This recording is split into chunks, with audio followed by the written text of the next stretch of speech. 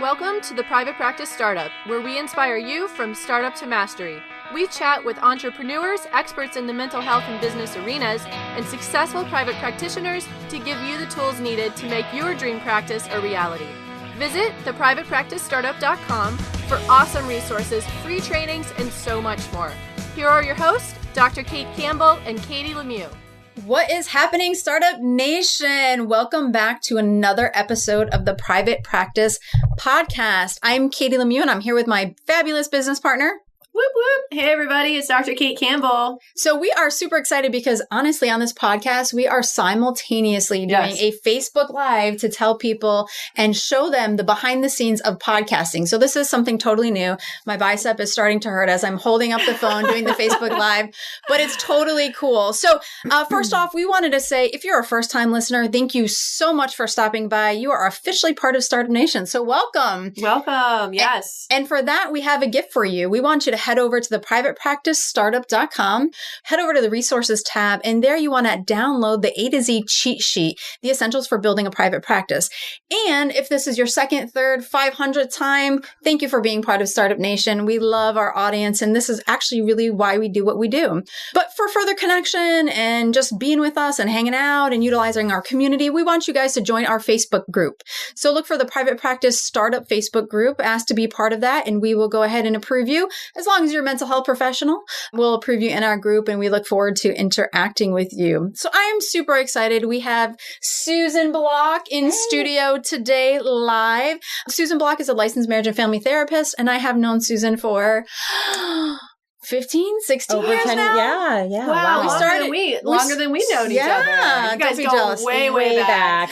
Susan and I met in, I think, what did we start grad school in 2001? Yep. So we started grad school in 2001, and it was you, me, and Michelle that really hung out together during courses and things like that. And then Susan and I reconnected again 4 years ago now. Oh, it's been longer than that. 4 or about 5 6 years years ago. 6 years. Mm-hmm. And we actually practice out of the same office. So Susan is going to talk to us about a topic that I know either most of us have either gone through or we're planning on going through, and we probably have some major fear and anxiety. Yes, this is a big one. You guys definitely want to tune in. So she is going to be talking to us how to transition from full-time work to full-time private practice. Yes, a topic that is near and dear to my heart. Yes. Yes, for sure. One that I'm very proud through. of. And so she's going to share with us 3 phases on how to do that. But before, I know I kind of introduced Susan, but let me share a little bit more about her. So she's a successful marriage and family therapist in South Florida, super passionate about her work with couples and individuals. Her greatest passion is assisting couples in building a strong and solid foundation in their relationship. She also works with individuals who desire personal growth and want to take control over their lives. She does home-based marriage and couples counseling. She actually was a school teacher before she became, she was teaching school and became a therapist. And then she finally left school and fully came over into private practice. Susan believes that therapy is her calling and wants others who desire career change to go for it. What a great message for the podcast listeners today. Yeah, 100%. Awesome. Thanks for being here. Well, thank you guys so much for having me. This is a topic that I've been so excited to share with you guys and to share with your listeners. And I am happy to share the story. Are we waving bye to Facebook Live? We're waving bye to Facebook Live. Bye. Yeah, so we're just ended our quick Facebook Live. So that's pretty cool. You guys can check that out in the Private Practice Startup Facebook group or our page.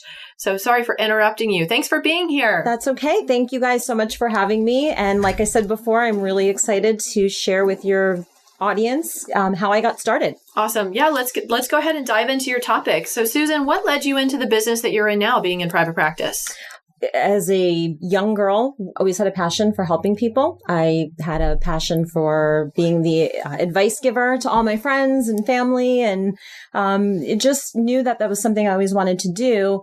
However, I think I climbed the wrong ladder and ended up being a school teacher. I think it was the easy way out when I was in school. And so I became an elementary school teacher and actually taught full-time for 15 long years. Wow. And I knew right away that I did not want to teach. However, I made the best of it. I took the lemons and made lemonade. I had a great rapport with the kids and the family and colleagues, but I just always knew it was not my passion. It's funny as you say that, like literally, I've only lived with 2 people in my life, my spouse being one, in another relationship. And I remember not thinking like we shouldn't be moving in together, but moved in anyway. That's the first thing that pops in my mind as you're talking about school right. teacher. You know in your gut when something's not right.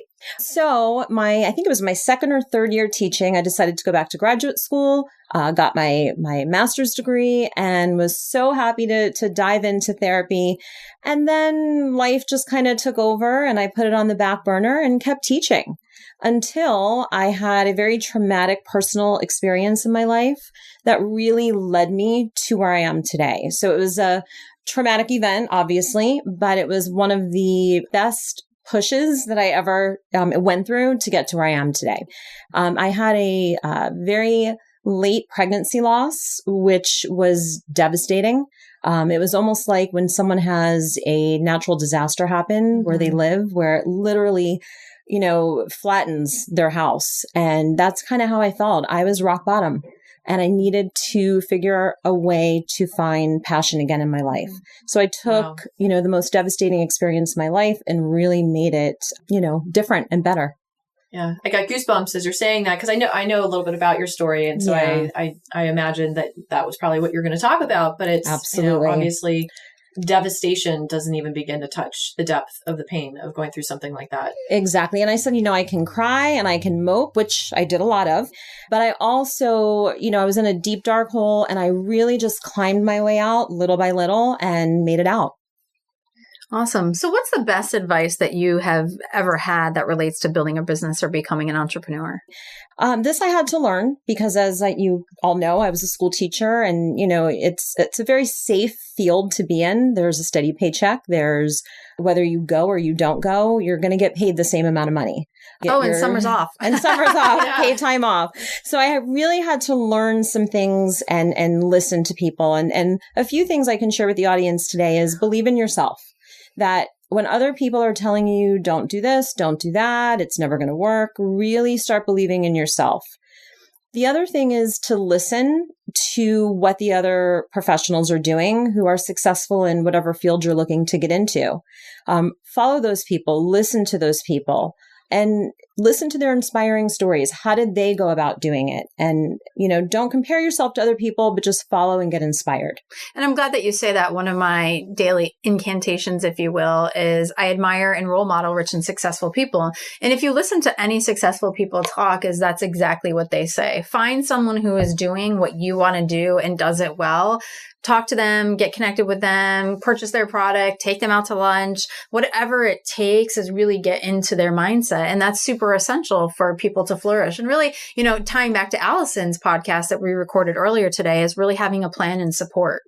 Exactly. Incantations. I have to highlight Tony Robbins. Word. That is a big word for a Friday. Yeah, so it's different. So affirmation is kind of something we say. It's more in the head, where incantation is more that feeling. And it's the feeling. And it's funny, I'm actually seeing that Susan has The Secret. And so when we talk about law of attraction, it's actually energetically pulling. And that's actually what creates things in our life. Okay, I know this is not my podcast. So let me just refocus I'll get there. And incantations gave us the opening for that. I had to acknowledge that word because that was a big one. Susan, share with our audience something that you've had to overcome to be where you are, specifically in private practice. The biggest piece is reshifting how I thought about being an entrepreneur, how I thought about money, and how I thought about my value and my worth. Yeah. I grew up in a household where you played it safe. That was how I grew up. So, you were going to go work for the city job, the county job, the state job. The teacher. The very typical conventional type of work. It's safe. And as long as you have safety, then you're good. You're secure. You can work your 30 plus years. You're going to get retirement, and you kind of have to wait around for that to happen. And that was a really hard thing for me to learn, was about reshifting my thinking, which is how I ended up reading the book, The Secret, which I'll get to a little bit later.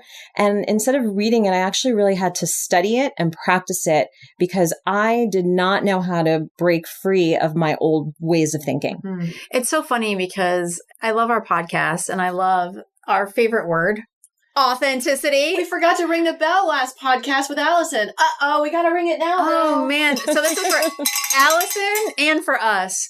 So it's so interesting that you talk about this because actually I had supervision earlier today before we podcasted, and we were talking about Dr. Dan Siegel's books. I guess The Bind and The Mind, I'm messing them up. There's Brainstorm, but we actually watched this video, and it's funny because I actually have this video as part of the first exercise I sent to couples. If you guys go on YouTube and search the backwards bicycle. So basically it's this guy who was an engineer who had them his friends create a bicycle that when you turned right, it went left. And when you turned left, it went right. It took him 8 months, 5 minutes every day to learn how to ride the bicycle. And so we were talking about that and associating that to our beliefs and values. Some we don't even know that we have, like the behind the scene messages playing out, or the rigid beliefs and values we have. And Susan just like so right on, because there's a lot of things going into business we need to unlearn and learn new. Yes. And sometimes it takes a traumatic event, something like I went through or something, that, the listeners are going through, for you to really hit rock bottom so that your foundation is crumbled and you really have to build from the beginning. And so I use that opportunity in my life. Great. Well, let's go ahead and get into your topic, how to transform from full-time work to full-time private practice. So I know you mentioned to us a little bit earlier that there's 3 phases to a successful private practice transition. And so tell us a little bit about that. So before I get into the phases, what I wanted to share with the audience today is that this is really a process. This process from start to now took me about 5 years. So I just want to be real about what this process looks like. I started private practice about 3 years ago. It took me 3 years still teaching full time to be able to do this. And then 2 years actually part-time teaching. And this is the first year I'm actually out of teaching for good and in full-time private practice. So I'm really excited about that. So I just wanted to be very realistic about that. The other thing I wanted to share is that no one helped me. I was not married at the time. I didn't have 2 incomes. I'm still not married, by the way. I had a lot of debt. I had things going on. So this was something that I had to do solely on my own. And I know some of the listeners out there might be thinking, well, who was helping, or was there family money that she was able to borrow from? No, this was something I had to really do on my own and listen to the people who were doing it well. Mm-hmm. So the 3 phases, there's 3 phases that I discovered through my process. The first phase is really to deconstruct and reconstruct. And what I mean by that is, going back to what you were talking about, Katie, is get rid of the old thinking. I took the book, The Secret. I actually recruited another teacher that was also looking to change his location. So he wanted to stay in the profession, but he wanted to move back to his hometown. So the 2 of us actually went through the process of The Secret together. And we did all the activities and the exercises and, whatever they went through in the book, we just did. We were so excited just to figure this out. And some of the things that we did were, changing the way we word things. For example, instead of saying, if we leave the profession, it's more when we leave. Or when we taught the students an exercise, normally I would save it year after year and pull it out at the same time each year. This time I decided to throw out the activities or give them away to other colleagues. And so just kind of really doing this process day by day, I started packing mid-year, not knowing what I was doing or if I was actually going to be able to do it, but I had to start believing in The Secret. And something that I also learned is it's not about how am I going to do it? You just have to get in the car and know what your destination is. Don't worry about how you're going to get there. It's all going to kind of fall into place. You're reminding me of my own story when I left full-time work to go into private practice. I think I wrote my resignation letter in the summer. Oh, I think I remember you telling me that. I actually didn't resign until November 30th of 2012. And what I did, one of my things that actually I did this weekend with Kate is when I need accountability to move me forward is I tell people, because it's worse for me to let people down than for me to like fail on my own. So my staff was actually, I think they were promoting me more like, you need to be out of here. You're too good for here. You got to go into private practice. And so I started sharing with them that I was going to be leaving, and same thing, writing the resignation letter, telling people when I was leaving, even though I had no plans, like I was scared as scared could be, but yeah. Oh, it's terrifying. It's very terrifying. There's no doubt. Yeah, you guys are reminding me of my journey a little bit too. I also was in part-time private practice for about 5 years because at the same time I was trying to finish my PhD. I got licensed during that period of 5 years. And so there was a lot of other things going on, and I was working at another treatment program because I had to gain enough hours for licensure. And when you're opening up a private practice, a lot of times you don't have the required amount of hours that you need in order to get your license. So I was getting my hours for licensure, trying to build my practice on the side. And it took me about 5 years to finally get to the point of being ready. And I knew that I wanted to wait until I graduated with my PhD before I officially launched. So I graduated in December and I launched my private practice, which was a group practice. So it was a bigger launch the next month. And I can remember, being anxious during that time and not knowing for sure, if I was going to have enough clients. I had another associate, a colleague of mine who committed to coming on board at the practice. So that eased some of my concerns because she was going to be here full time as well. But I had 4 therapy rooms, and it was just the 2 of us. So there was a lot of anxiety during that time because of all of the unknowns, naturally. But it was also a very calculated risk that I took because I made sure I was looking at the financials and made sure I had enough clients on my caseload to meet my bills and make a little bit of a living outside of that. And thank goodness, my risk paid off and the practice has been thriving ever since. So that's been a wonderful thing. But yeah, we've all kind of been through similar, yet different And I kind of use the analogy of buying a house. So when this natural disaster comes in, sometimes the house is fully flattened and you need to either look at the neighborhood you're living in and say, do I want to rebuild here? I like that one. Or, we've been kind of wanting to move and maybe this is a good opportunity to call a realtor and let's start looking at new properties. So you have to decide, do I want to grow in the company that I'm working in? Do I want to stay here and just maybe change it up a bit? Or am I really ready to become that entrepreneur that I've been thinking and dreaming about forever? So that leads me to phase 2. And actually these kind of bleed into one another. They're not in isolation. They kind of all need to work together. So phase 2 is about listening and taking action. This is the opportunity to contact the colleagues that you know, or maybe colleagues that you haven't talked to in a while, as it was in my case. I think, Katie, you were one of the first people I reached out to, and listen. I call it the shut up and listen. What are the colleagues in your profession doing? And there's 2 types of private practice, as we all probably know. There's the self-pay, and then there's the insurance. And I think it's important to listen to both to really understand which direction is going to be the right fit for you. They're both really good. You just have to make sure you're going in the direction that you want to go and what aligns with you. Or even a hybrid of those 2. Absolutely. So just kind of listen to what each are doing and then begin to follow the colleagues who are doing what you feel is the right fit for you and continue with them. And I can't highlight enough, and I think this is such a misnomer of people overall, is that if you're listening to our stories, you heard that it's taken 3 to 5 years to have a full practice. So I think one of the things that people think, and Kate always talks about this as the field of dreams mentality, is you really can't just hang your shingle and expect for people to come. I wish it was that true. I wish. But guys, realistically, and when you look at any business, it really takes 3 to 5 years for it to be really flourishing in the way that you guys want it to be. So as we talk about this, I want you guys to think about your own process and your plan, especially if you're thinking about starting out or if you're new to starting out, is really if you can actually let your mind know it does take some time, it might help you stay in the game a little bit longer. Because if we look at stats too, is that 80% of businesses fail within the first 5 years. So if you know it's going to take 3 to 5 years, maybe that just kind of helps quell that anxiety and helps you plan better. It also depends on your context with how much support you have, how many resources you have,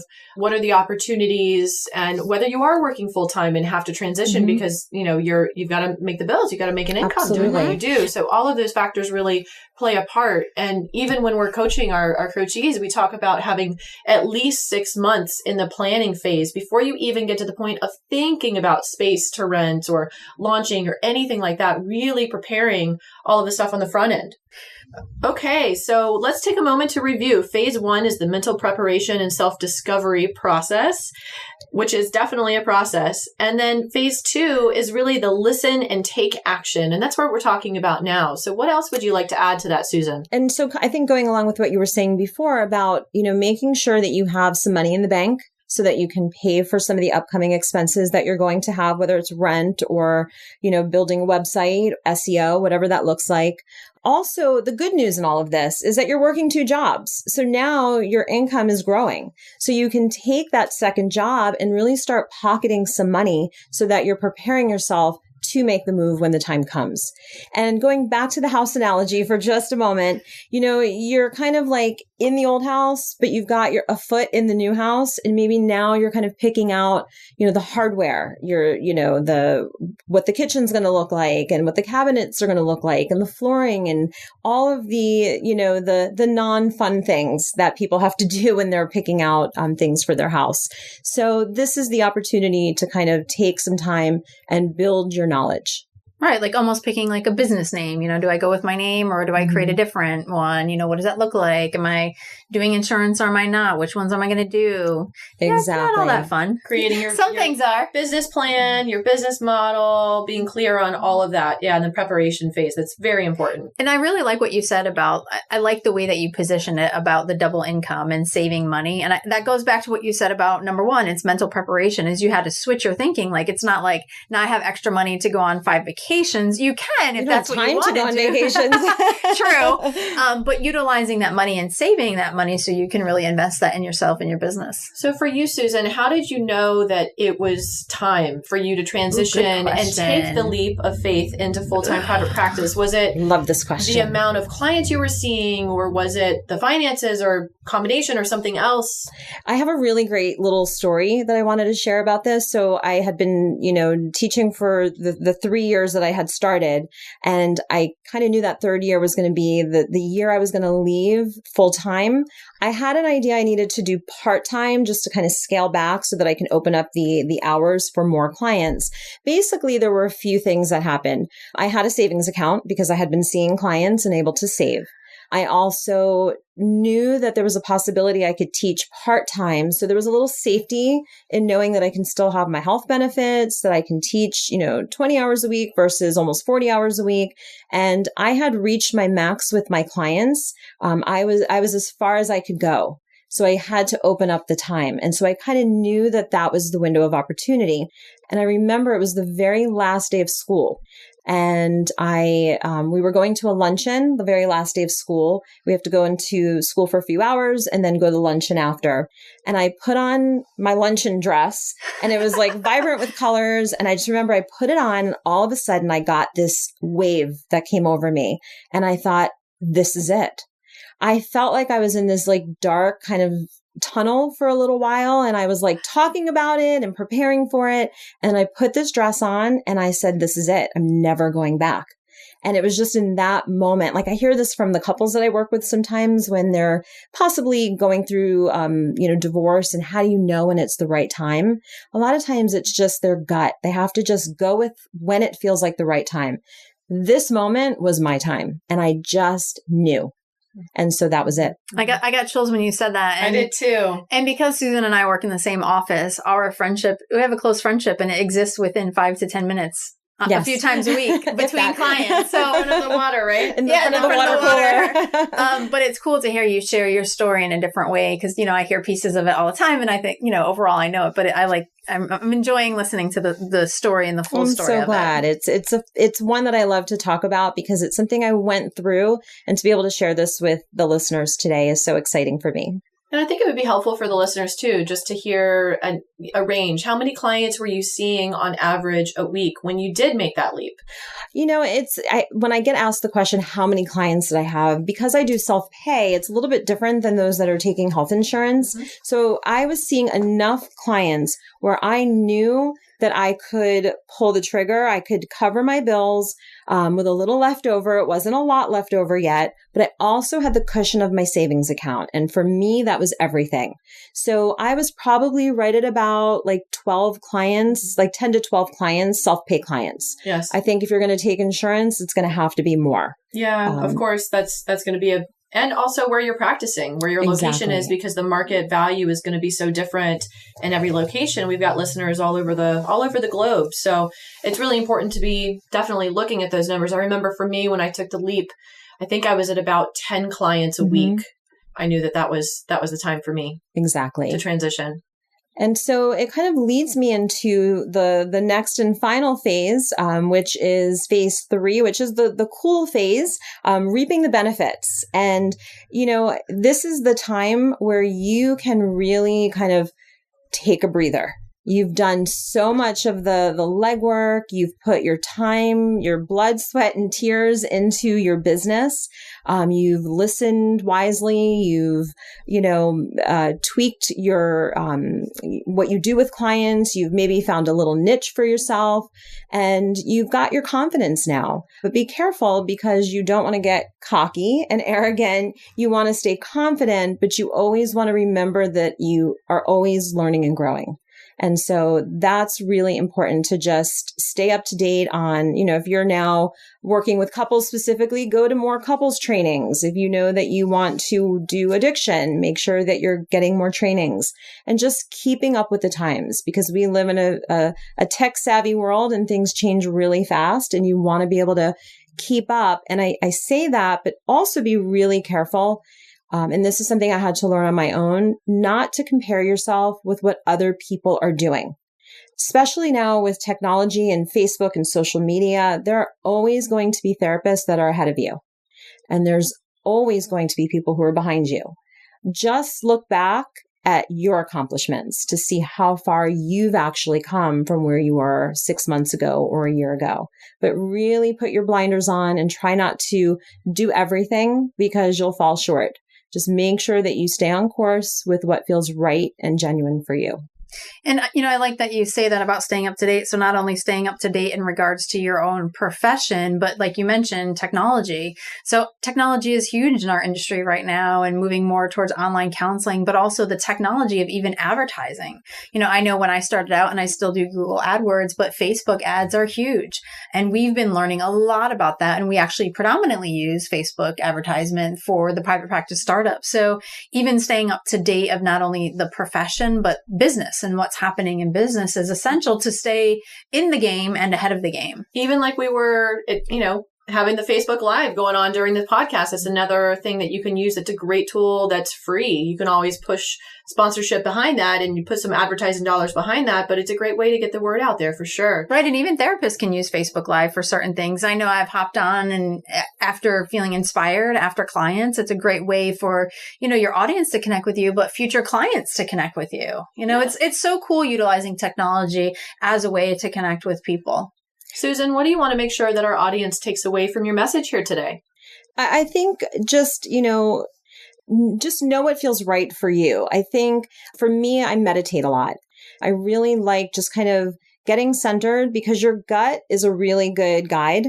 And I think sometimes when we're so anxious and we're so overwhelmed, that we can get mixed signals from our gut. So I think kind of just getting into a meditative place so that your instincts and your gut can guide you through this journey is really helpful. I just heard of like a great book title right there. My Gut as My Guide. There you go. I love it. I'll take note of that. And I think, just reading, like I read The Secret and I fell in love with the whole process. And so that's a book that I would absolutely love to share with your audience today. It was something I recommend studying more than reading.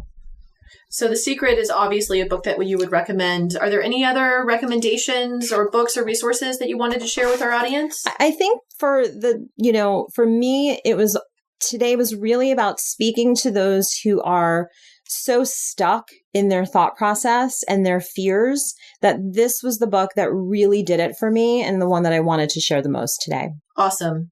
That's great. Now, do you have a giveaway for our audience? Absolutely. So what I'd like to do is anybody that's interested to reach out to my website, which is coralspringscounselingcenter.com. Go over to the contact page and send me an email. I will then send you the 10 immediate action steps that you can begin to take starting today for those of you who are interested in stepping out of your full-time position and into your private practice. Great. And I will also offer a 15-minute phone consultation to anyone who calls. Fantastic. That's awesome. Yeah. Awesome. Startup Nation, definitely if you're in that phase of preparing to transition from full-time work into full-time private practice or whatever that might look like for you, Susan is definitely a great resource, as are we. We've been there, done that. It's an anxiety-provoking and exciting transition process. So we wish you the best of luck in your journey. Thank you so much for having me on. This is great. Thank you for being on. Yes, Startup Nation, we always have a blast with you on these podcasts. We hope you're finding as many value bombs, ninja tips as we are with all of our guest experts and especially with Susan here today. So make sure to check out our show notes page for all of the tips, ninja tips specifically, right? Hashtag ninja tips. Yes, resources, giveaways, links from today's show. And always make sure to subscribe and review, share with our friends and fellow colleagues. We hope you guys have an awesome, inspired day and look forward to inspiring you from startup to mastery. We'll catch you on the next Bye, podcast. Startup Nation.